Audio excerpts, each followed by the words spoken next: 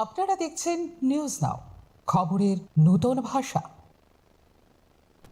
BSF की 49th battalion का headquarter बनाने को लेकर शिपाजला जिले में नया तनाव पैदा हो चुका है। विश्रामगंज नगर पंचायत इलाके में प्रस्तावित कंस्ट्रक्शन के खिलाफ टिपरा मौथा की पहल पर डिस्ट्रिक्ट मजिस्ट्रेट ऑफिस के सामने धरना प्रदर्शन किया गया। शिपाजला जिले में इंडियन बॉर्डर सिक्योरिटी फोर्सेस की 49th बटालियन का हेडक्वार्टर बनाने को लेकर राजनीतिक और प्रशासनिक स्तर पर विवाद खड़ा हो चुका है। विश्रामगंज नगर पंचायत इलाके के बौरजला और चिकनछोड़ा में बीएसएफ के इस प्रस्तावित हेडक्वार्टर को बनाने की योजना के खिलाफ टिपरा मौथा ने सामूहिक धरना प्रदर्शन किया। इस मुद्दे पर टीटीएडीसी के आमतोली गोलाघाटी एरिया नंबर 19 के एमडीसी उमाशंकर देबबर्मा शिपाजला डिस्ट्रिक्ट मजिस्ट्रेट के ऑफिस के एंट्रेंस के सामने धरने पर बैठ गए। বরজলা এবং চিকনছড়ার বাউন্ডারিটি যেখানে বিশেষ করে চিকনছড়াতেই বেশি পড়ে, ওইখানে আমরা শুনেছি এখানে একটা বিএসএফ ক্যাম্প গঠন করা হবে, স্থাপন করা হবে। তো আমার বক্তব্য হচ্ছে এখানে প্রথমত তো এই ওইটা জনবহুল এলাকা, দ্বিতীয়ত ওখানে যে জায়গাতে বিএসএফ ক্যাম্প স্থাপন করার জন্য জায়গা দেখা হয়েছে, এখানে এখন রাবার বাগান, মানুষের জীবিকা নির্বাহের এখানে রাবার বাগান লাগানো আছে, ফসল মানুষরা গ্রহণ করতে। ওইখানে আমরা বিরোধিতা করি।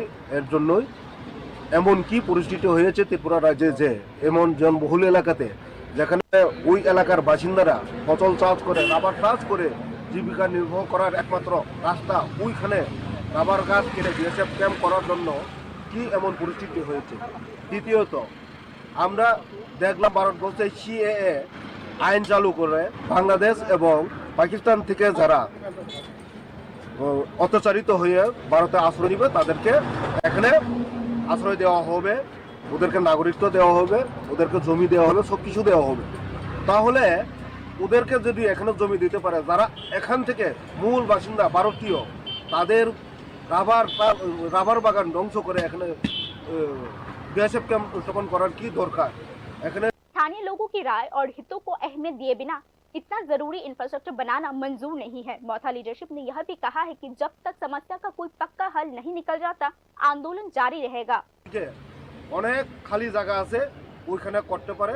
আমার যদি ওইখানে বরজলা এবং চিকনছড়ার মাঝখানে যে জায়গাতে সরকার যদি উন্নয়নজনক প্রকল্প গঠন করতেই চায়, তাহলে ওইখানে কলেজ করা যায়, ওইখানে তোমার হসপিটাল করা যায়, ওইখানে আপনি আইটিআই করা যায়, স্কুল করা যায়, এমন অনেক কিছু আছে। এটা জম্পুজলা সাব ডিভিশন এবং বিশালগড় সাব ডিভিশনের মিডলটা।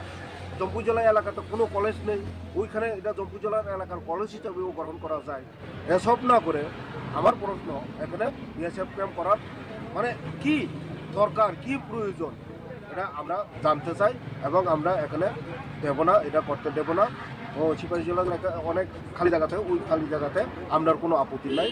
এখানে জনবহুল এলাকায় জাতি উপজাতির উভয় অংশে রাবার বাগান, বিশেষ করে উপজাতিদের রাবার বাগান ধ্বংস করে এখানে বিএসএফ ক্যাম্প স্থাপন করাটা আমরা বিরোধিতা করি। তার জন্য আপনারা আজকে ধর্ণা বসেছেন? তার জন্য আমরা আজকে এখানে ধর্ণায় বসবো। আপনারা ডিএম অফিসের পাশেই কেন বসেছেন?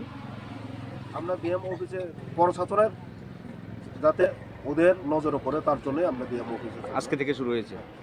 কতদিন পর্যন্ত আপনারা বসবেন, এমন কোনো প্ল্যান আছে? আমরা প্ল্যান আছে, কোনো সলিউশন যদি না হয় ততদিন পর্যন্ত আমরা চালিয়ে আপনি प्रशासन ने इस पर ऐतराज जताया क्योंकि धरना प्रोग्राम डिस्ट्रिक्ट मजिस्ट्रेट के ऑफिस के एंट्रेंस के बहुत पास था। शिपाजला डिस्ट्रिक्ट के एडिशनल सुपरिटेंडेंट ऑफ पुलिस मौके पर पहुंचे और प्रोटेस्टर से बातचीत की गई।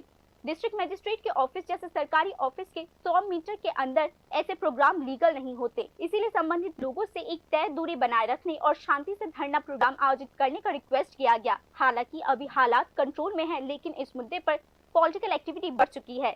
जिला के आम लोग और जनता अब इस बात पर ध्यान दे रहे हैं कि क्या इन 3 मुद्दों को ध्यान में रखते हुए बातचीत से कोई हल निकल सकता है। स्थानीय लोगों के हित, सुरक्षा की जरूरत और एडमिनिस्ट्रेटिव पाबंदी, इन 3 मुद्दों पर अब जोर दिया जा रहा है।